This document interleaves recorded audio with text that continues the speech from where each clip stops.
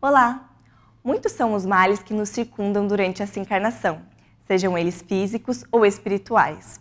Os medicamentos são uma alternativa humana para atingir a saúde física.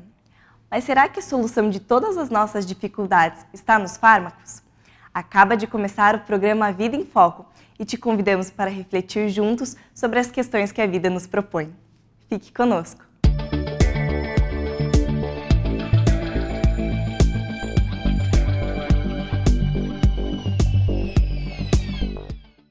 A farmacopeia atual está muito desenvolvida. Contudo, não se aplica para todos os males do ser humano. É claro que falamos dos males da alma, cuja imponderabilidade não permite um diagnóstico preciso pela medicina, ainda que bem adiantada. Por isso, é de se perguntar: qual o remédio para os nossos males? Que males são estes? Qual a causa principal de tais males? Jesus pode ser o terapeuta definitivo? Considere que você também tem perguntas para este assunto e veja que elas podem ser respondidas na entrevista de logo mais. A Vida em Foco traz também curiosidades, crônica, o Espiritismo esclarece e, fechando o nosso encontro de hoje, mais reflexões sobre a doutrina espírita e os ensinamentos de Jesus. Você é o nosso convidado. Fique conosco. A seguir, a crônica da semana. Um dos grandes flagelos para a humanidade hoje em dia é a tristeza. Como é difícil ter alguém próximo de nós sofrendo com esse que parece um ácido que vai corroendo o interior da pessoa a pouco e pouco, tirando a alegria de viver. A Organização Mundial de Saúde diz que milhões de pessoas todos os dias se apresentam com tristeza. Algumas das perspectivas mais conservadoras vão falar em até 10% da nossa população sofrendo com uma tristeza crônica e doentia em qualquer momento das nossas vidas.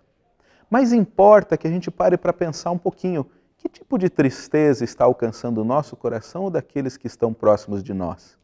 Frequentemente a tristeza para nós apresenta apenas a necessidade de uma mudança. Se você está sentindo o seu coração tomado desse sentimento, o que será que ele está pedindo que mude na sua vida? Às vezes nós precisamos mudar o nosso pensamento. Sim, as ideias que nós fazemos a respeito da vida, dos outros, do trabalho, do lazer, do descanso, podem ser motivo de tristeza e nós precisamos revisar nesse sentido as nossas convicções. Também pode ser que nós tenhamos muitas expectativas na vida e ela está nos convidando a rever com a tristeza essa nossa perspectiva. Ela pode estar nos convidando a pensar outros sentimentos como o medo, a inveja, a cupidez. Sim, a tristeza vem de algo que não conseguimos atender em nosso coração, algo que está pedindo algum trabalho, algo que está clamando para que mudemos. Que mudança a tua tristeza está te pedindo nesse momento? A Vida em Foco traz assuntos do cotidiano que são de seu maior interesse. E hoje não será diferente. A entrevista de hoje é sobre o remédio para os males que nos afligem. Veja o que o Espiritismo fala sobre este tema.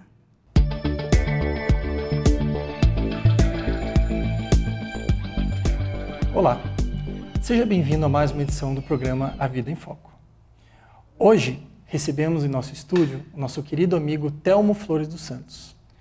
O Telmo atuava como oficial da Força Aérea Brasileira, já em período de aposentadoria, e no meio espírita ele atua na Casa João Guione, em Campo Largo, que é uma cidade próxima aqui de Curitiba, e é membro da Federação Espírita do Paraná. Telmo, mais uma vez, muito obrigado pela sua presença. Eu que agradeço a oportunidade. Então vamos lá. Bem, o nosso tema de hoje, então, é o remédio para os nossos males. Quais são os nossos males? Temos alguns males?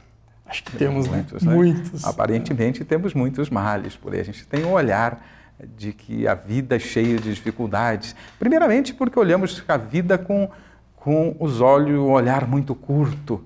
Não olhamos do prisma de seres imortais que somos e aí vivemos como seres mortais. Então precisamos olhar a vida com mais profundidade, buscar e encontramos isso muito ricamente na doutrina espírita, respostas de quem somos, de onde viemos, para onde vamos, por que passamos por experiências amargas, às vezes, que chamamos de males, frequentemente. Então, precisamos responder estas questões. Leon Denis, no livro O Porquê da Vida, no item 2, ele vai fazer este questionamento para tratar dos problemas da vida. Ele começa, quem somos, de onde viemos? É importante responder isso. De uma maneira geral, a doutrina espírita vem fazer respostas profundas sobre quem somos, de onde viemos, por que sofremos, para onde vamos, quais são os nossos destinos e assim por diante. Então, responder essas perguntas é de extrema importância para que a gente possa compreender a vida e compreender aquilo que vivemos. Bem, imagino que quando existe toda essa preocupação, e aí chamamos de males, né, que nos perturbam, há remédios para isso também, né? Qual é a medicação? Para isso precisamos entender quais são os males, né? A primeira coisa, muitas vezes entendemos que a falta de dinheiro, o desemprego, o problema com famílias, com filhos, com esposas, tem gente que tem problemas seríssimos com cunhados e sogras, né? Mas eu não tenho. Estes são os... Você está ouvindo, né? Estes são os problemas mais sérios, esses são os verdadeiros males. Para entender a minha pergunta, este questionamento, nós temos que pensar o seguinte: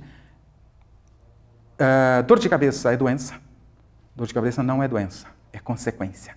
Febre não é doença, é consequência. Quando atacamos as consequências, passado o efeito do tratamento, volta o problema. Então nós precisamos atacar as causas. Isso que vivemos na vida, se pegarmos o ensinamento de Jesus, a cada um segundo suas obras, nós vamos entender que é consequência. É consequência, o que vivemos são consequências das nossas escolhas, com a finalidade de aprendizado, mas é consequências das nossas escolhas. Paulo de Tarso, sabiamente, nos diz, tudo me é lícito, é o livre-arbítrio. O livre-arbítrio nos traz essa responsabilidade. Sem o livre-arbítrio não teríamos responsabilidade. Mas nem tudo me convém. O que convém e o que não convém vai definir o rumo que damos nas nossas vidas. E isto vai gerar consequências. Se vivemos consequências amargas hoje, e o que vivemos aí, problemas de dinheiro, desemprego, problemas de saúde, isso que a gente citou de uma maneira geral, isso tudo é consequência, não é causa. Então, para a gente fazer o tratamento e definir remédio, primeiramente precisamos saber quais são as causas. Pois é, mas imagino que isso deva ser uma tarefa árdua, realmente saber da causa e buscá-la, principalmente, né? Como que identificamos isso? Precisamos, primeiramente, entender, já que o que vivemos é consequência, a cada um segundo suas obras, temos que entender por que estamos produzindo estas obras. Por que estamos fazendo as escolhas que geraram estas consequências? E aí temos que ir atrás de fazer um diagnóstico, né? Temos que buscar sempre Jesus. Claro, Jesus é referência, é o ser maior que Deus colocou na Terra para servir de modelo e guia. Então, Jesus, frequentemente, quando resolvia o problema de alguém, ele dizia duas frases. Uma delas era, a tua fé te curou. Aí está um ponto de referência. Precisamos da energia da fé para caminharmos. Enquanto espíritos que somos, imortais, filhos de Deus, nós precisamos da energia da fé. Então precisamos nos abastecer da fé. A fé é o primeiro passo para a solução. A fé em Deus, a confiança em Deus, buscando o Criador, nos encontrar com o Criador e compreender o Criador. A fé em nós de que somos espíritos imortais, de que somos destinados à perfeição, nenhuma das minhas ovelhas se perderá. Jesus está dizendo, então, às vezes nós ficamos num lamento, ficamos em desespero, mas somos imortais. E nenhuma das ovelhas do Cristo se perderá, portanto, todos nós chegaremos ao nosso destino. Então, a fé é a base de sustentação para que a gente possa definir o caminhar.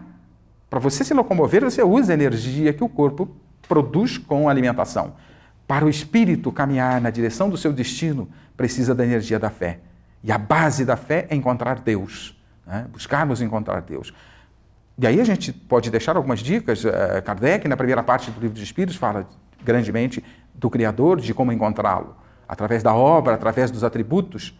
O livro Grande Enigma, de Leon Denis, também vai, através de nos apresentando pela obra, se conhece o autor.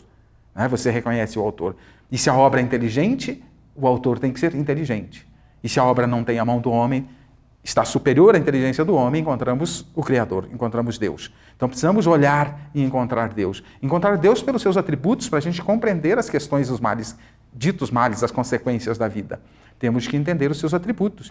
E aí, de forma maravilhosa, Kardec, no capítulo 2 do livro A Gênese, ele nos fala dos atributos da divindade, mostrando o que Deus pode ser e o que Deus não pode ser. Justo ou injusto, bom ou mal, e assim por diante. Kardec vai tratar dessa questão na segunda parte do livro A Gênese. Bem, só complementando um pouquinho, que outra sugestão Jesus nos daria para fazer o diagnóstico desses males? Mas vou pedir que se aguarde só um pouquinho, pois nós vamos para o intervalo e já retornaremos. O intervalo é breve. Logo retornaremos com o segundo bloco da entrevista. Até já!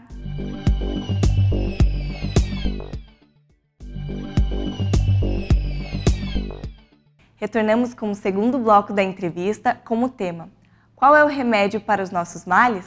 Acompanhe! Retornamos com o nosso querido amigo Telmo, hoje falando sobre o remédio para os nossos males.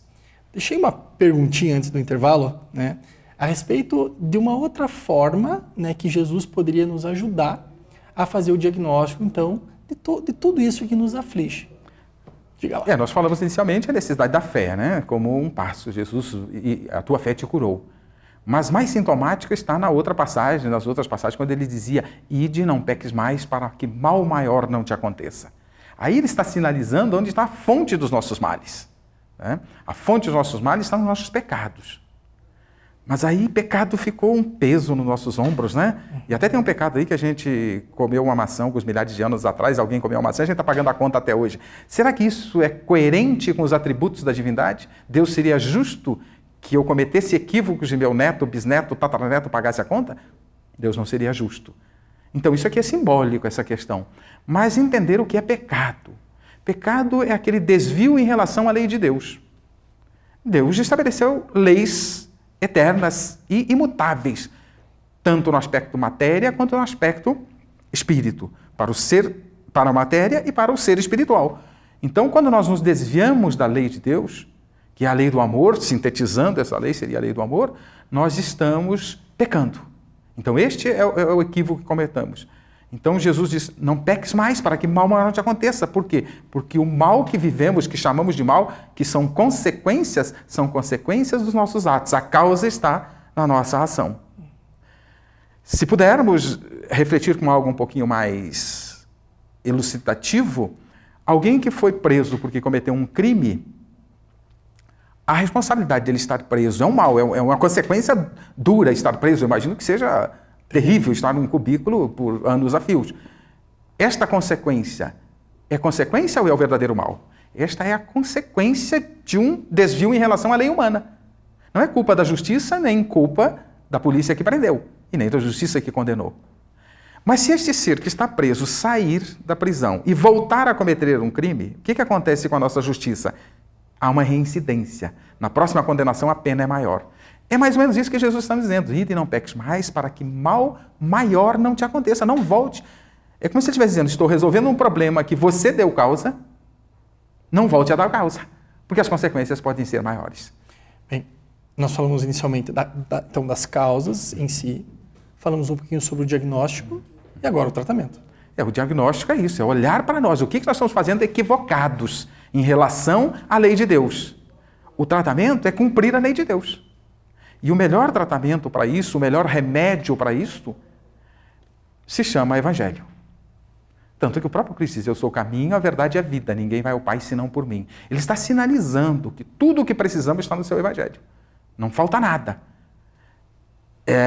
Às vezes as pessoas entendem que para você ir então ao reino dos céus, e ir é uma coisa um pouquinho meio, como se fosse um local. Na realidade, o reino dos céus instala-se no coração do homem pela prática, pelas suas ações coerentes com os ensinamentos de Jesus. Então, ir ao reino dos céus é mais simbólico para a gente, mas é cumprir os ensinamentos de Jesus. E o convite que esses ensinamentos fazem é um convite a cumprir a lei de Deus, que é a lei do amor. Então, todo o ensinamento de Jesus encerra questões e orientações neste sentido, de cumprirmos a lei de Deus, deixarmos de nos desviar da lei. Para não ficarmos presos pela justiça humana, é cumprirmos a lei humana. para não termos consequências amargas na justiça divina, é cumprirmos a lei do amor. E o Evangelho é o remédio para isso. Às vezes eu digo para as pessoas que nós padecemos de doenças, de males, de dificuldades, com o remédio na cabeceira. É como se fosse um médico, consultasse, comprasse o remédio, colocasse na cabeceira da cama e não tomasse o remédio e reclamasse que o médico é ruim. Né? Então nós temos o remédio, a maioria tem uma Bíblia, um Evangelho do seu lado. Então o remédio está ali e nós padecemos, sofremos das doenças, dos males, com o remédio ao nosso alcance. Justamente até isso que eu ia comentar. Não é porque estamos em um programa que aborda a doutrina espírita que veja o Evangelho, Jesus é o mesmo de todas as religiões cristãs. O ensinamento está aí para todos verem, né? Não precisamos nos ater aos pormenores do Espiritismo para isso. O Espiritismo vem trazer respostas profundas sobre a vida e reviver o Evangelho de Jesus, vem trazer cumprindo a promessa do próprio Cristo. Né? Mas rogarei ao Pai, Ele vos dará um outro Consolador, para vos relembrar o que eu tenho dito e para esclarecer todas as coisas. Então ele vem esclarecer uma série de coisas, mas vem reviver Jesus. E nos esclarecer que o que nos faz diferentes não são as nossas bandeiras religiosas. O que nos faz diferentes são as nossas ações. Eu até me atrevo a dizer que você não precisa ser cristão para ir para o reino dos céus, no sentido de estar vinculado a uma instituição religiosa, hierárquica, dogmática, uma bandeira religiosa. Não. Elas são úteis, importantes, mas você não precisa. Para você construir o reino dos céus no seu coração, você precisa praticar os ensinamentos de Jesus. Ele não trouxe uma bandeira religiosa, ele trouxe lições para a prática do amor. Então, se queremos caminhar nessa direção e solucionar todas as causas que provocam consequências amargas, é colocar nas nossas vivências o ensinamento de Jesus. Não basta conhecer, é preciso viver. Né? Saber de cor não basta, é preciso viver o Evangelho. Praticar, né? É preciso usar o remédio em si. Né? A gente quer usar o remédio no outro. É o cisco num e a trave no outro. Exatamente. Amigo, temos 50 segundinhos ainda, minutinho. Gostaria de deixar uma mensagem para quem nos assiste? Pois eu primeiro agradecer a oportunidade de estar aqui com vocês, mas a mensagem fica naquela direção de que devemos buscar cumprir aquilo que Jesus nos convida, amar a Deus sobre todas as coisas e o próximo como a nós mesmos. Para isso é preciso conhecer e viver Jesus. Esse é o caminho. Conheçamos Jesus e vivamos Jesus. E aí teremos a solução para todos os nossos males, sem exceção. Thelmo, muito obrigado. Muito obrigado. Eu acho que eu, como todos que nos assistem, eu tenho certeza que ficaram estão muito felizes com todas as informações que você nos trouxe. Obrigado. E você, continue conosco, o programa ainda segue. Para mais informações, acesse o nosso site www.avidaemfoco.com.br para assistir às outras edições. Até lá! Você tem uma dúvida e quer que a respondamos? Envie por e-mail no endereço contato@avidaemfoco.com.br a sua pergunta. Acompanhe agora o quadro O Espiritismo Esclarece, pois esta poderá ser a resposta que você procura. Bruno dos Anjos Pereira indaga: por que a vida de algumas pessoas é naturalmente mais complicada? Trabalham, estudam, são honestas, mas conseguem menos sucesso e têm mais problemas do que outras que não fazem nem a metade? Deus olha essas situações? Há algo oculto ou invisível atrapalhando? Bruno: Deus é onisciente e onipotente. Sabe tudo o que ocorre no universo e nada está imune à sua atuação. Ele age por meio dos espíritos evoluídos, que são seus naturais prepostos, e também diretamente. Quanto à influência espiritual, ela é constante, para o bem ou para o mal. Qualquer que seja o tom dado pelo homem à sua vida, ele é assistido por espíritos que se afinam com suas escolhas. Também pode ser atrapalhado por algum espírito que dele guarde algumas mágoas. Entretanto, sempre é livre para aceitar ou não determinada influência. A amplitude dessa influência, quando negativa, depende de um contexto amplo, no qual entram o histórico espiritual dos envolvidos e o gênero de provas escolhidas para aquela vida. Antes de reencarnar, o espírito escolhe o gênero de suas provações conforme seu desejo de avançar e suas forças. Alguém mais frágil ou menos decidido pode fazer escolhas mais singelas, com menos desafios. A espiritualidade superior ensina que as agruras da vida são provas ou expiações. Sendo expiações, traduzem resultado de vícios e escolhas mal feitas, a demandarem retificação do passado. Sendo provas, voltam-se em regra para o futuro, constituindo-se em meios de crescimento espiritual, demonstração de valor. A comparação com o viver alheio nem sempre é algo positivo. Em geral, falta a visão de conjunto das dificuldades do próximo, dos desafios que enfrenta. As próprias provas parecem difíceis por se destinarem justamente a corrigir aspectos críticos do processo evolutivo do ser. Elas refletem decisões tomadas em um momento de grande lucidez, previamente à reencarnação. Após a jornada começar, é importante manter o bom ânimo e ser perseverante. A vida do outro, envolta em dificuldades que não são as nossas, sempre parece mais fácil. Alberto Almeida nos traz momentos de reflexão com o quadro Espiritualidade em Gotas. Fique conosco! Qual estética você busca? A questão 309 de O Livro dos Espíritos propõe: como o espírito vê seu corpo físico após a morte.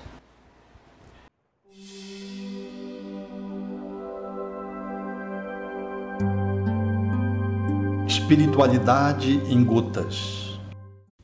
Quando o espírito sai do corpo e olha a sua estrutura física, dá-se conta de que ela é uma roupa agora imprestável. Sente-se feliz por estar liberado dela. É que após a morte, nós nos recolocamos diante da grande vida e podemos realinhar algumas posições que estavam muitas vezes focadas num propósito centrado na dimensão apenas da materialidade. O corpo físico é como se fosse uma vestimenta que tem o seu tempo contado. Por mais belo, por maior que seja a sua harmonia da sua forma e o bom funcionamento da sua estrutura interna, ele tem um tempo de validade. Mais dia, menos dia, essa roupa vai se tornando carcomida, rota, e num dado momento temos que devolvê-la à alfaiataria da natureza. Por isso é de bom tom pensarmos qual é o tipo de beleza que procuramos quando estamos na vida, a fim de que, com boa autoestima, cuidando do nosso corpo, não fiquemos adstrito a ele e, de alguma forma, seduzido pela imagem do corpo e pela ilusão de que somos o corpo, perdermos tempo de investimento numa outra estética que deverá prevalecer para além do momento da morte. E a estética do ser subjetivo, da alma, do ser espiritual que somos. Habitamos um corpo, não somos o corpo. O corpo, inevitavelmente, caminhará para a falência, mas a alma sobreviverá.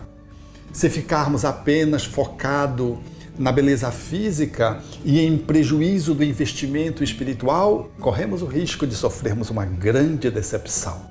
O corpo tomba e a alma surge, enfeiada, porque não fez os investimentos necessários para o seu embelezamento, que são as virtudes, o conhecimento, os aspectos morais, os valores. É de bom tom, portanto, que tenhamos muito cuidado com o nosso corpo, mas de que a nossa atenção para a estética ela tenha prevalência para os aspectos espirituais. Nem desprezo ao corpo, tampouco nem culto ao corpo. O narcisismo, aquela atitude de podermos estar apenas centrada no corpo, pode nos levar a um grande sofrimento, porque por maior que seja a nossa dedicação, ele um dia vai se decompor, vai se desfazer. Já a alma tudo que investirmos nela, todos os valores, princípios, competências, talentos, elas fazem parte de um patrimônio espiritual que haveremos de levar para além dessa morte e para muitas vidas. Portanto, estética corporal, sim, mas estética espiritual, sobretudo.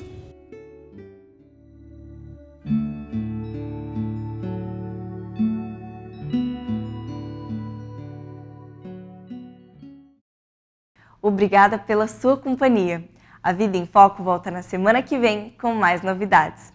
Suas sugestões são muito importantes para o programa e você pode enviá-las para o e-mail contato@avidaemfoco.com.br.